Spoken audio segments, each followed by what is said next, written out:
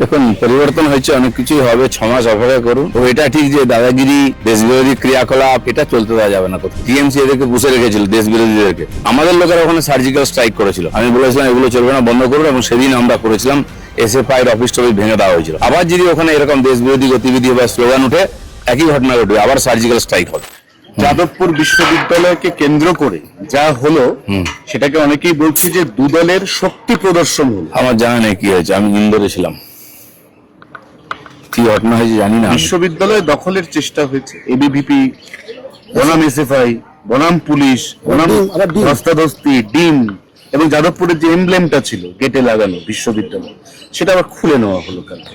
দেখুন, পরিবর্তন হয়েছে, অনেক কিছুই হবে, 6 মাস অপেক্ষা করুন। একটু উঠা পাল্টা, উল্টা পাল্টা। তো এটা ঠিক যে দাদাগিরি, দেশবিরোধী ক্রিয়াকলাপ এটা চলতে দেওয়া যাবে না কোথাও। যাদবপুরে একাধিকবার দেশবিরোধী স্লোগান উঠেছে, যাদবপুরে পাকিস্তানের পক্ষে স্লোগান উঠেছে, দেওয়াল লিখন ছিল পাকিস্তানের পক্ষে। সেই যাদবপুরে কালকে সর্বরী মুখোপাধ্যায় ডাক দিয়েছেন যে কোনো বিদেশি শক্তির হাত যাদবপুরে শক্ত করতে দেওয়া যাবে না। যখনই এরকম কিছু হয়েছে, বাকিরা প্রতিবাদও করে না। টিএমসি এদেরকে পুষে রেখেছিল, দেশ বিরোধীদেরকে। আমাদের লোকেরা ওখানে সার্জিক্যাল স্ট্রাইক করেছিল, আমি বলেছিলাম এগুলো চলবে না, বন্ধ করুন, এবং সেদিন আমরা করেছিলাম। এসএফআই এর অফিস টফিস ভেঙে দেওয়া হয়েছিল। আবার যদি ওখানে এরকম দেশ বিরোধী গতিবিধি বা স্লোগান উঠে, একই ঘটনা ঘটবে, আবার সার্জিক্যাল স্ট্রাইক হবে। অভিষেক বন্দ্যোপাধ্যায়ের ব্যাংক অ্যাকাউন্ট নিয়ে টালবাহানা চলছে, অ্যাকাউন্ট ফ্রিজ হবে কি হবে না এখনো বিস্মাও চলে। আদালত তো চলছে, যে ব্যাপারটা সেটা নিয়ে না বলাই ভালো। আদালত দেখছেন সব খতিয়ে। দেশকে নিয়ে 30% কাটমানির পোস্টার গোটা হাঁটাল ছেয়ে গেছে, এই ব্যাপারে কি বলবেন? আমার জানা নাই, আমি গিয়ে খোঁজ নেবো, যেহেতু আমার জেলা। কাটমানি কে খাচ্ছে, কেন খাচ্ছে, পোস্টারই বা কে মারছে, অনেকে অনেক কিছু করার চেষ্টা করছেন। সব ব্যাপারে আমার মনে হয় এত চাঞ্চল্য প্রকাশ করার দরকার নেই। আর বাকি ধরনের কমপ্লেন এলে পুলিশকে জানানোর দরকার। পোস্টার দিয়ে কিছু হয় না, হয়তো রাজনৈতিক চাঞ্চল্য হয়, খবর হয়, কিন্তু সমাধান কিছু হয় না। জাকির হোসেনের ভাই গ্রেপ্তার, পাক গুপ্তচর সন্দেহে একাধিক তথ্য পাচারে জড়িত বলে দাবি এসটিএফ এর। কয়লা বাড়ির পাথরের পরে এবার দেখুন, এই ধরনের দেশ বিরোধী গতিবিধির যে ক্রিয়াকলাপ পশ্চিমবাংলায় কেন্দ্র করে বহু বছর চলেছে, এখনো চলছে। আমরা সেটাকে সমাধানের চেষ্টা করছি। অন্যান্য রাজ্যে শেষের দিকে চলে এসছে, কিন্তু এই যে বিরোধীরা যে ধরনের আন্দোলন করে, এদের মনোবল বাড়াবার চেষ্টা করছেন। কিন্তু আমাদের সরকার, রাজ্য সরকার, কেন্দ্র সরকার দুটোই এই ধরনের বিদেশি এজেন্টদের এখানে যে বাড়বাড়ান্ত, এটা কিছুতেই সহ্য করবে না।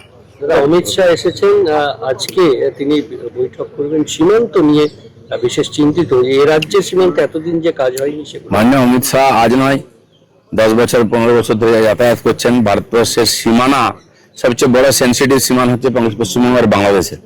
সে সীমানা কি করে আটকানো যায়, তার জন্য আগের সরকারকে বারবার বলেছেন। টিএমসি সরকার জমি দেয়নি। ক্ষমতায় আসার সঙ্গে সঙ্গে 45 দিনের মধ্যে আমরা জমি দিয়েছি, এবং এখনো সেই প্রসেস চালু হয়ে গেছে। 252 কিলোমিটার বেড়া দেওয়া হয়ে গেছে, প্রায় জমি পেয়ে গেছে, কাজ শুরু হয়ে গেছে।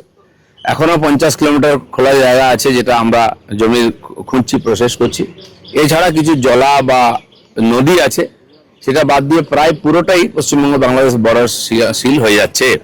তো মাননীয় অমিত শাহ খুব সিরিয়াসলি বিষয়টাকে নিয়েছেন, এবং প্রতি মাসেই প্রায় এখন আসেন। এখানকার আইন শৃঙ্খলাতে আরম্ভ করে সীমান্ত গতিবিধির ব্যাপারটা ওনার নজরে আছে। বাজারে সমস্ত জিনিসপত্রের দাম অগ্নিমূল্য, চাল, ডাল, তেল, চিনি, সমস্ত কিছুর দাম বাড়ছে।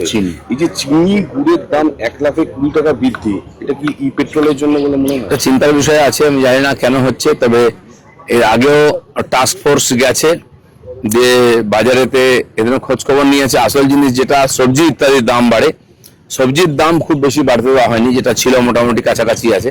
কিন্তু এই ধরনের কিছু বিশেষ বিশেষ ব্যাপার, যেমন পেঁয়াজের দাম হুট করে বেড়ে যায়, চিনির দাম, এগুলো সিন্ডিকেট চলে। এটা খোলা মার্কেটে সবাই ব্যবহার করতে পারে না, কিছু লোকের হাতে থাকে। আর সেই জন্য এটার খোঁজ খবর নেওয়া উচিত, কারণ চিনিটা এখানে তৈরি হয় না, বাইরে থেকে আসে। এর পেছনে কারণ কি, অনেক ধরনের চক্রান্ত চলছে। আর তার মধ্যে না পড়ে কেন্দ্র সরকার বিশেষ করে ব্যাপারটা দেখবে, আমাদের তরফ থেকে আমরা নজর রেখেছি। অনেকে বলছে যে আখে যেহেতু ইথানল থাকে, ইথানলটা পেট্রোলে মিশছে, আখের স্টক আর প্রায় নেই বললেই চলে, এবং তার প্রভাবটা চিনির দামে পড়ছে। না, আখের যদি বিক্রি হয়, আমরা জানি এর আগে আমাদের আখ চাষিরা আখ কাটতো না, দাম পেত না। যেমন এখানে আলু, ধানে ইত্যাদি হতো সবজিতে, ঠিক তারপরে সেই আখ নিয়ে গিয়ে নিয়ে যেত, লাইন করে দাঁড়িয়ে থাকতো, বিক্রি নিত না মিল। হওয়ার পরেও লক্ষ লক্ষ লিটার আখের রস ফেলে দিতে হয়েছে, তখন মার্কেটের অবস্থা এমন ছিল।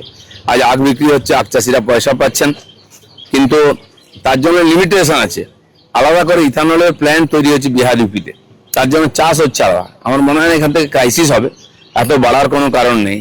পাট কোনদিন সহায়ক মূল্য পেত না, এবারে কেন্দ্র সহায়ক মূল্য দিচ্ছে 600 টাকার নিচে কুইন্টাল, বিক্রি হচ্ছে 800 টাকা। তো চাষিদের পক্ষে লাভ হয়েছে এটা, কিন্তু কালোবাজারি করে সাধারণ মানুষের মধ্যে ক্রাইসিস তৈরি করাটা এটা অনুমতি দেওয়া যায় না।